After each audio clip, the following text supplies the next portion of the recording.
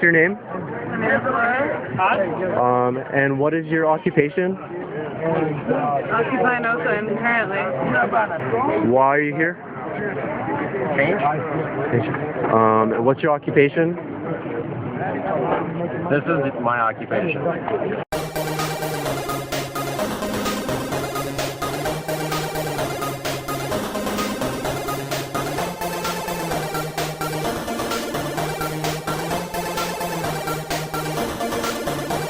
What's your name? My name is Michael Thomas. And your occupation? Well, I've been unemployed the last 15 months. My last job was a maintenance technician for an auto maker subcontractor. And why are you here? Well, it makes sense to be here. I mean, we have corporations who are running this country that have no problem in exporting the manufacturing base. And it's resulting in a lot of Americans like me who do not have gainful employment. Why are you here? I want us to be a village that is an example of where we want to live. I want to show the city another way we can live and be a living example of that.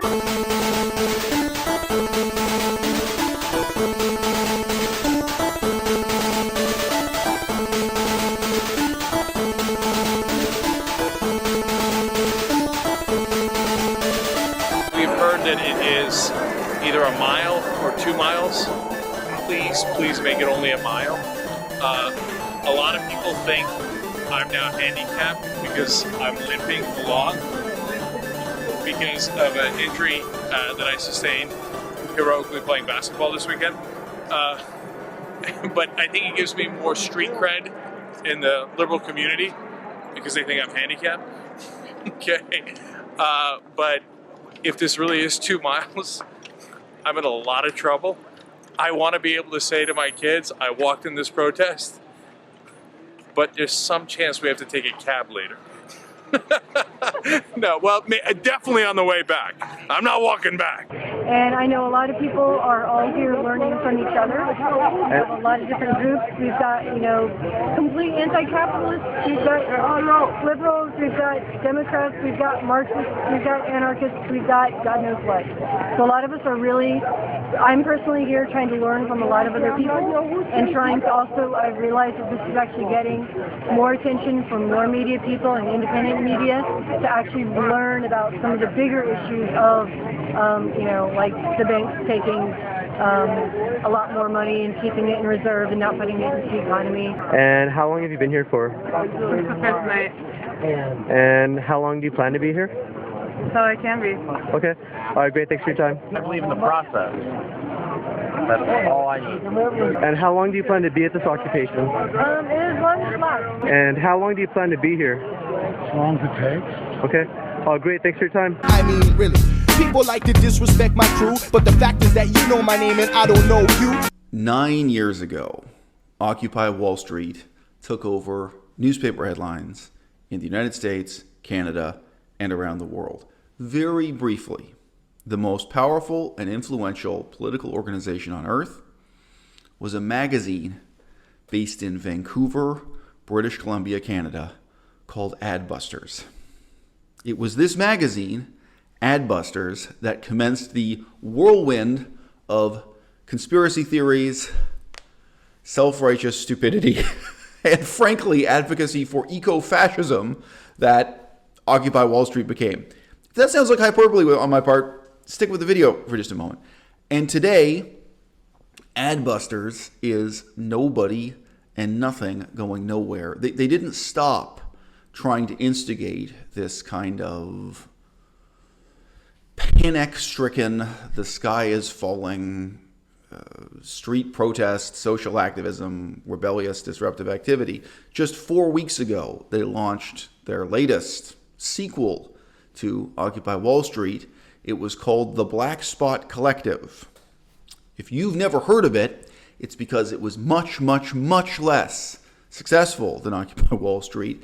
The YouTube video proclaiming it has only 264 views on their YouTube channel, and that's 4 weeks after it launched. Their campaign before that was called Rebel Jazz, trying to get people to play jazz instruments in spontaneous improvised sessions while marching down the street. And each and every one of these causes or miniature rebellions is accompanied with much the same over-the-top, anguished speechifying about how capitalism is about to collapse, so on and so forth. Themes and tropes familiar from 9 years ago with the Occupy Wall Street movement. In some ways, what Adbusters has been doing hasn't changed. What's changed is the public appreciation for it or interest in it, which has dwindled away to nothing. Now, if we're going to make a chart, I would say that Adbusters, it was briefly the most influential voice for the radical left in the world. And in the 10 years before that, there had never been any such similar radical voice on the left. But you'd say, okay, so 9 years ago, Adbusters was so influential, and then they've crashed down. I would say someone like Michael Moore, his line on the same chart for how influential, but it's been pretty steady. It's gone up and down with specific film projects coming up, but Michael Moore is still a very influential voice in the world. Obviously, Michael Moore's podcast has far more listeners than the YouTube channel for Adbusters. And again, Adbusters has a lot of money behind them. They have I believe a monthly magazine. I forget if it's monthly or quarterly now, to be honest, but they have a regular magazine, a regular publication, and they have decades of constituency building, behind them. So in that sense, the lack of public interest in, the lack of public sympathy for their message today is all the more significant. The other major voice I want to draw attention to here, which many of you will remember as soon as I mention them, but it's worth reflecting on how little you've thought about them in, say, the last 5 years, was the Zeitgeist movement, all right, often initialized to TZM. Now, Adbusters initiated Occupy Wall Street. The Zeitgeist movement and their hit film here on YouTube, I just looked this up, I just checked, the first successful broadcast of their movie was actually on Google Video, a precursor to and competitor with YouTube, before Google Corporation purchased YouTube and then made it their own video platform. Because there was a time when YouTube was a separate company, and then it became a creature of Google Corporation. But anyway, it actually went to Google Video and then later YouTube, where it received millions of views. Now, look, when I reflect on this, there were a lot of lessons I myself could have taken from the rise and fall of Occupy Wall Street or the rise and fall of the Zeitgeist movement, even though I was the world's harshest critic of it at that time, and I'm still the world's harshest critic of it now. I think it's very important to say that it's not just that the Zeitgeist movement is laughable from a conservative perspective. It's not just that it's laughable from, say, a mainstream liberal perspective. All right. It's also really important to point out that although their base of support, their constituency, was left-wing, most of what the Zeitgeist movement presented and garnered support for through Occupy Wall Street on a massive scale, again, with millions of viewers and reaching a mass audience and being covered in newspapers and mainstream news, TV talk shows, and so on, most of what they're presenting were actually right-wing conspiracy theories with a very thin veneer of left-wing packaging. And looking back at it today, looking back at it 9 years later, I think for many of you in the audience, that will be obvious. And probably it wasn't at that time. That in fact, what the Zeitgeist movement was presenting to the public was what we now call eco-fascism. Now, I just mentioned eco-fascism. I can remember when that was just kind of used as an insult in politics. And it wasn't really a serious theoretical approach. There was nobody self-identifying as an eco-fascist. Like, it was just, people would point the finger at each other and call each other eco-fascists. Like, you want to force everyone to recycle their bottles and cans. That's eco-fascism or something. No, I mean, eco-fascism today is a very real movement, I would say, especially in Europe rather than North America, in Western Europe. But the approach to the Zeitgeist movement in presenting insane conspiracy theories about September 11th, insane conspiracies about the banking system, the nature of fiat currency in contrast to the gold standard, and insane conspiracies about a world government, secret world government, globalization, etc. These were all, and these still today are, very transparently and palpably anti-Semitic conspiracy theories just with the anti-Semitism, I can't really even say concealed, with a sort of ellipsis or fill-in-the-blank element for the anti-Semitic part of the conspiracy theory. And there was many people who already came out of a anti-Semitic conspiracy theory background would recognize that and relate to it. There's a lot of that kind of thing here on YouTube, frankly, where the people who use these catchphrases like, blaming the powers that be, and then they expect you in the audience to know what they're talking about, certain shadowy forces behind the banking system, et cetera, et cetera.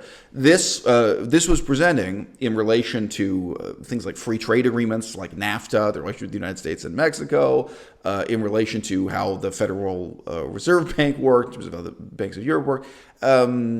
This was really presenting anti-Semitic conspiracy theories in a form that left-wingers concerned about ecology would be willing to relate to, willing to adopt, willing to countenance, willing to hear.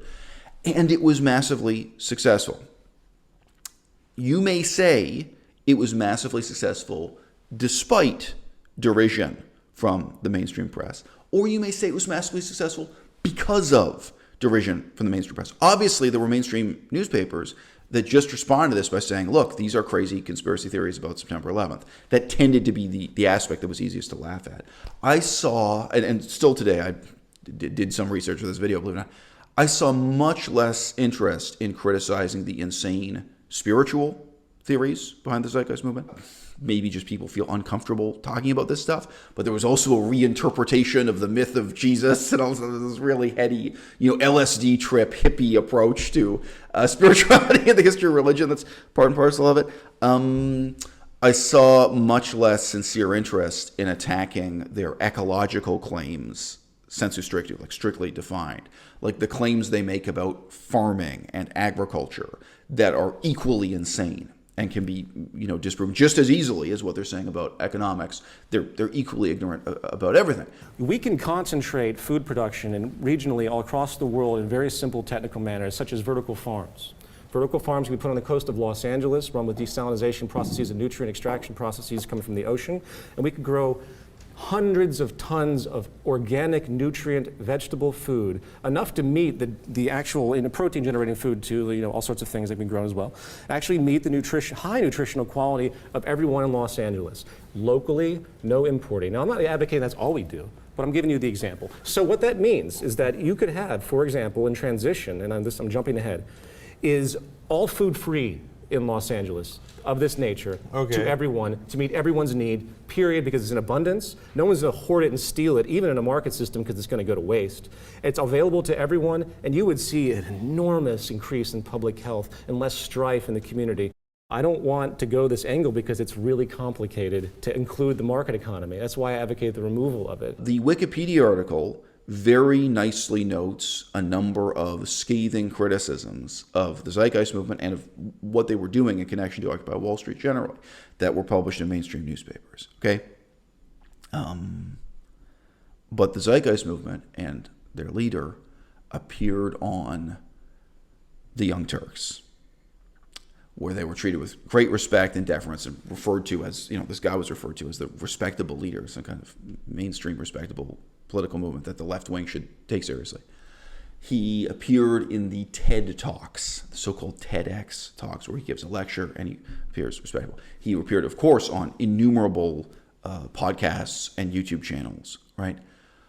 What I wish I had learned back 9 years ago was the importance of YouTube, was the importance of filmmaking. And today, here I am, I'm using YouTube both positively and negatively to calibrate this. I mean, negatively in the sense that I'm looking at the Adbusters YouTube channel and I'm going to say, look, you guys may have a website and you may have a magazine and you may pretend you're important leaders in politics in the year 2020. But looking at your YouTube channel, looking that you have only 264 views on that video, and you can go back through through their history, I can see how thin the level of interest in what you have to say is. I see how few people are really buying. And of course, with any political movement, they may have a foundation, they may have an endowment. It may be that people donated enough money in the past, during their period of fame 9 years ago or before, that they're able to keep going forever. But you can't buy, real constituency, real support, real public sympathy, real interest, right? Like, this is the one thing you can't buy. And they have the money, by the way, if you haven't seen these videos, these are very well-produced, slick, artistic videos. They're not like my videos on my channel. A lot of effort has gone into making this message appealing. But I can see here on YouTube, again, using it kind of as a negative index for the state of that movement, I can see just how little purchase, how little effect it has, with the audience. But then positively, so still today, just going through the list of videos from that era, from 9 years ago, right? I'm seeing videos on YouTube with 28 million views from the protests. Okay. The original Zeitgeist movie, uploaded at YouTube at that time, 5 million views. I think it would be very hard. It's been uploaded in so many places at so many times. I think it would be hard to know how many tens of millions of views it really has. But I found one upload with more than 5 million views. A short column in a newspaper saying this is all hogwash. For one thing, that just may inspire people to go click on the YouTube video. It may just create positive interest, may be intriguing to people. But really already what this shows 9 years ago is that self-directed reading, self-directed YouTube video watching, self-directed exposure to social media, that was the way of the future for politics, was that people were going to seek out and expose themselves. That people were going to decide for themselves what was credible and what wasn't, and that the significance of old media was diminishing down to nothing. And I've got to tell you something, that wasn't obvious 9 years ago. Someone who cared passionately about politics under many different headings, and I could see the futility and uselessness of what was going on at Occupy Wall Street, like in the physical sense of what people were doing in those tents in that park, right? And there were all these YouTube videos being uploaded, and for the most part, they were just stupid. And you're looking at this thinking, what significance can any of this have? And of course, what I'm failing to realize is it's the platform itself that matters. It's what's being demonstrated to us just here in the framing of this image that, and this movement did briefly, it legitimately did involve millions of people, right? And one of the ways it involved them was through the medium of the YouTube video, right? Again, just very briefly in terms of content, people attending a march and chanting a slogan, it's not a lot of content there, right? Even people who got into clashes with the police that may have really traumatized them, that may have really had an emotional effect and a radicalizing effect and a politicizing effect for the rest of their lives. There will be people today who were just volunteering with Bernie Sanders within the last 2 years who, formed their political opinions and drew their sense of purpose from that experience with Occupy Wall Street 9 years ago. There's no doubt. On a mass phenomenon.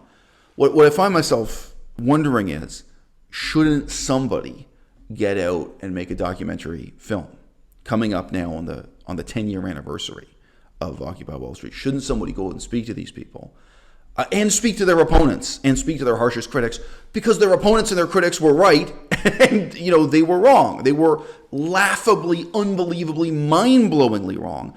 And yet we can see in the example of Occupy Wall Street 9 years ago, in many ways this prefigured, this presaged, this predicted exactly what exploded in the year 2020, right?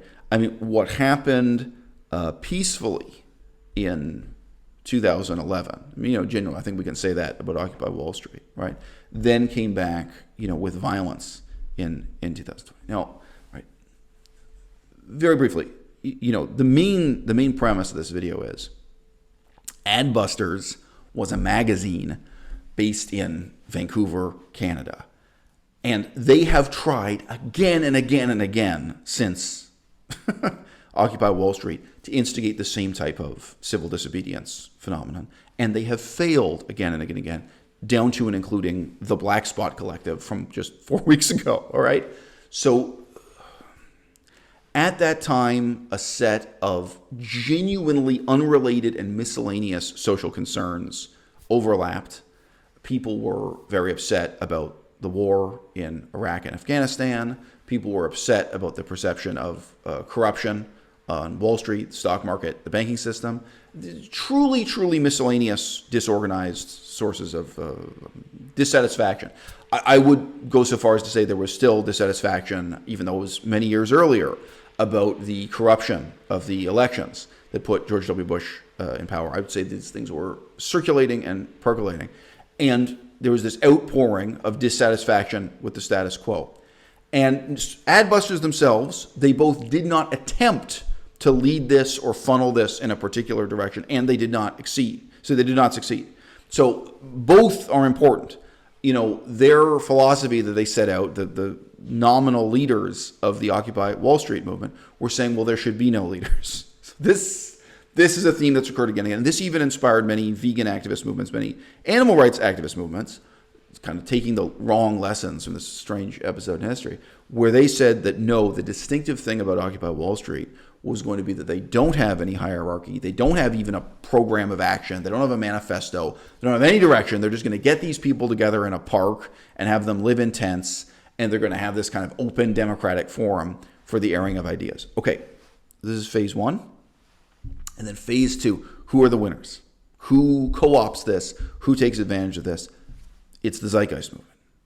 It's this unbelievably stupid fringe ideology that mixed together conspiracy theories about September 11th, which was 10 years earlier, right? But still very much on people's minds. In some ways, 10 years is a long time. In some ways, it's a short time. But conspiracy theories about September 11th, conspiracy theories about the banking system and how the banking system works and how to solve that.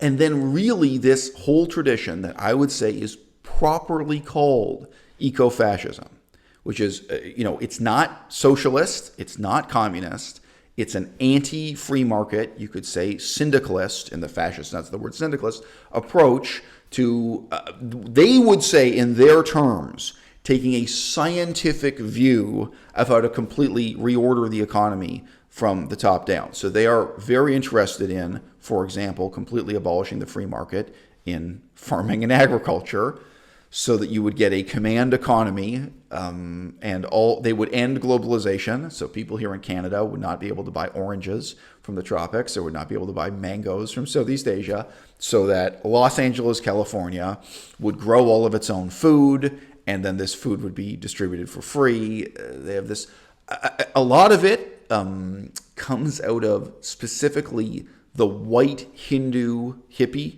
tradition of spirituality, and there are specific Hindu gurus who are linked to the Zeitgeist movement. It's the most laughable nonsense.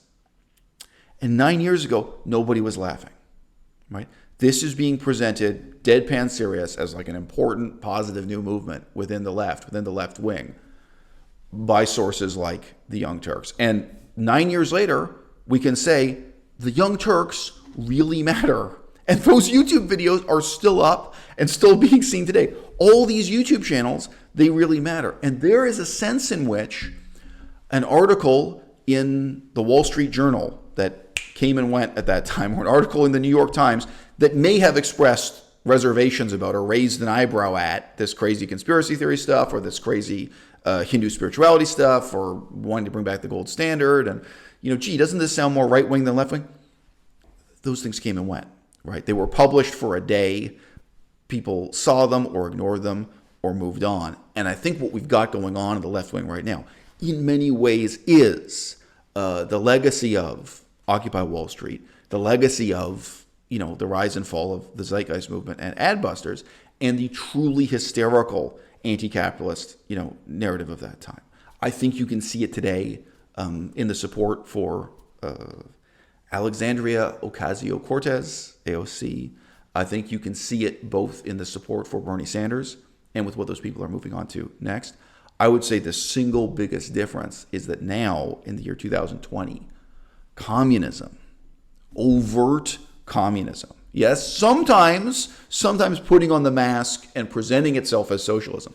But today, what I see is that it's the communists who are trying to co-opt this and explicitly brand this as revolutionary communism, what's been going on. Whereas back in 2011, I think very broadly, people were not comfortable claiming the history of the Russian Revolution or the history of the Chinese Revolution, Mao Zedong. Like they were not comfortable claiming figures like Lenin and Stalin and Mao Zedong as their intellectual forebearers or antecedents. They were not comfortable saying that was what they were going to imitate. Instead, significantly, they were basing their claims on really vague positive associations with the Arab Spring, whatever that means to you now and whatever that meant 9 years ago. Like, think about how vague that was 9 years ago to be basing an anti-capitalist, pro-ecology radical movement in the streets of Los Angeles on the Arab Spring. And a lot of really vague, like spiritual claims to figures like Mahatma Gandhi, Mohandas Gandhi, like these kinds of leaders, right? Now, okay, the greatest counter-argument to what I've set out here in this video really only makes it more important for somebody to put the money together and do a documentary film looking at this, Occupy Wall Street, 10 years later. Because the greatest counter-argument is to say it never was centralized. It never was organized in a way where we can pin down what this meant to people, right? But that very malleable, porous nature of what happened 9 years ago, I think makes it all the more important to study now. I mean, how is it possible that 9 years ago, all of these people thought that abolishing, the stock market, abolishing the whole banking system as we know it, abolishing the economy as such, that this was the future for what the left should advocate for, that we should revert to a form of, frankly, fascistic command economy based on these so-called life-regenerating principles of how ecology works and organic farming works and what have you. This is the most laughable fringe ideology imaginable.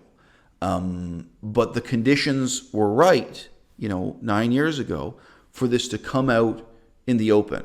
And I mean, I've had so much to do with the vegan movement and the animal rights movement in the last 5 years. I mean, look, it's very, very difficult for an outsider to appreciate, for example, the power and significance of anti-Semitism within the mainstream modern left. It's just very difficult to relate to. If you aren't left-wing yourself, or if you grew up in a conservative household, or if you grew up Muslim, you may think that anti-Semitism is only a problem on your side of the aisle. Like you might think anti-Semitism is a big deal within the right-wing and conservatives or within Islam, but you just can't imagine how it is that people who grow up with supporting Palestinian independence as this major lodestone of their politics, and then move on to staying in a tent in Zuccotti Park and hearing about this global conspiracy of bankers, right? And hear about this worldwide globalization conspiracy and then start to believe that that's connected to Israel and connected to, all right? There is a path to anti-Semitism within the far left that's been incredibly powerful and incredibly influential. And, I've met those people face to face and dealt with it. I've felt it in that sense. And to be honest with you, I feel like this has really become more dangerous because of the extent to which it's been pushed underground by internet censorship, right? Like, I'm still able to go back and find these outrageously stupid conspiracy theory videos that in some cases got hundreds of thousands of views, in some cases got many millions of views from 9 years ago. And I can engage in a critique of that, or I can expose what's wrong with it.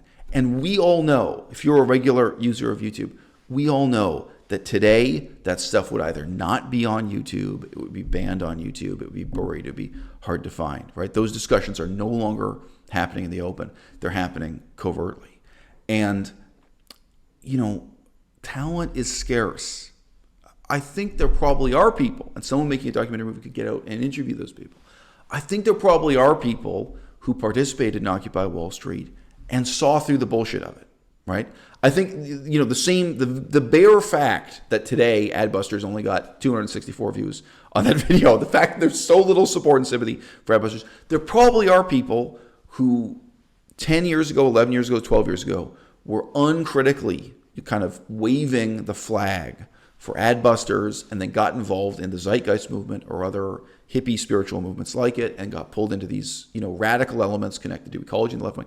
I think there are people who woke up and realized this is all bullshit. These people do not know what they're talking about. Both factually and morally, this is wrong. There are some people, and it'd be great to get out and interview them and get their view of the last 10 years, okay? But there are also people who believed in this profoundly, had their worldview shaped by it, and they're working within the Bernie Sanders camp.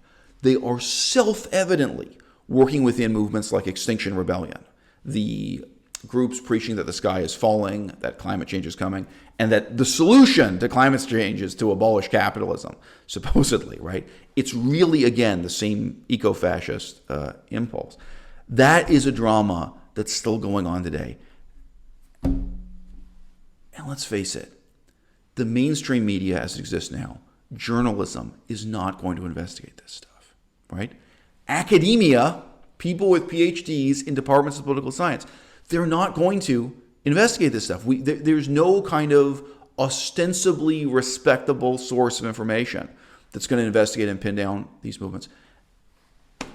And if you can really be honest with yourself, there is much less critical interest. There is much less analysis and evaluation of what's going on below the surface on the left than there is on the right. Okay? Every week or every month, I hear about investigative journalists disguising themselves as neo-Nazis and going into these right-wing groups and reporting. Really, I hear about that all the time. I read that kind of thing all the time. There is sincere concern and sincere criticism, even like kind of moderate conservative groups that dare to start making some peeps that they're against illegal immigration or they're morally opposed to mass immigration. There's a lot of critical attention directed towards that. And obviously, I'm fundamentally a kind of pro-democracy, pro-freedom of speech person. I think steel sharpens steel. I think the investigation and analysis, it's going to benefit everyone. Like I think that benefits the left, the right, the center. Great, let's have analysis for everyone. All right. And now you turn to Cenk Uygur and the Young Turks and all those other left of center organizations that took the leaders of the Zeitgeist movement and put them on and made them famous and promoted this. And I mean, unlike Adbusters, the Zeitgeist movement hasn't completely fizzled out. And for at least 5 years, it was a huge, influential movement, right? Whether you're talking about the Zeitgeist movement or Marianne Williams or other overtly cultic, like supernatural, religious movements within the far left, whether you're talking about the anti-Semitism, the insane conspiracy theories about the economy, whatever, you will now look in vain for the Young Turks, Cenk Uygur, for any evidence that they've ever engaged in that kind of investigation, that kind of analysis, or that kind of reflection on themselves, that they've looked back and said, hey, what was I thinking? And look, I say this as someone who at that time, 9 years ago, from day one of the Occupy Wall Street movement, saw everything wrong with it. It's not a boast. I feel lucky. You know what I mean? Like, I feel fortunate that I was living in a situation and I had the educational background, I had the experience already at that stage to just see through all of the lies. Cenk Uygur didn't. The guy who's still to this day sitting on the Young Turks. And there were all these people. Obviously, I have to wonder, what if I'd been 10 years younger at that time? I'm cursed with a very accurate memory. I remember how stupid I was at 16. I remember how stupid I was at 18. A lot of people were taken in by this. A lot of people took the first step of thinking, well, they're opposed to corporate power. They're opposed to corporate corruption. And then they're offered this next step. And they come out and they sleep in a tent and they participate in this thing. And they're laden down with a lot of these heavy ideological messages that I think those people today, 9 years later, 10 years later, those people went from age 18 to age 28, right? I think they're still carrying that with them now. I think this is one of the most influential failures in 21st century political history. And I think that it's going unexamined. I think it is begging for analysis and critique. not even from the perspective of conservatives or the right wing. I think the most important critique of all is for the left to look at this and ask really hard questions about who we are and what our future is supposed to be. All of that I totally agree with, right? And I want to change that system. I'm just trying to find a way that I can wrap my mind around it where I think that it's, to be honest, realistic. Food creation can exist in much higher states than they can now, and they can be localized, removing economic consequences that we have of the current market economy, such as globalization, which is very destructive, high energy, completely wasteful, exploiting labor. Okay, the people who are going to make that food, they have to be incentivized to make it. They do. Okay, so how do you pay them? How do you incentivize them to produce more food? In a transitional system, see, I'm speaking transitionally right now, you would pay them just like anyone else would be paid. You'd subsidize this one. So this one would be subsidized. Or you get corporate influence to agree to do it, which would be hard pressed to do. But you'd have to change a lot of things for that to happen. Well, we're talking about changing everything here. Okay. And if people want to see these resolutions and they want to have change, we could do it. We are one big human family. Okay, so put the corporations aside. You can subsidize it. Okay, So but if you let's remove talk the about market economy, what do is you the do? incentive? Yeah. What is the incentive? Yes. The incentive is that your well-being is directly related to everything that happens. So that means you are incentivized to actually contribute because it comes back to you. I don't want to go this angle because it's really complicated to include the market economy. That's why I advocate the removal of it.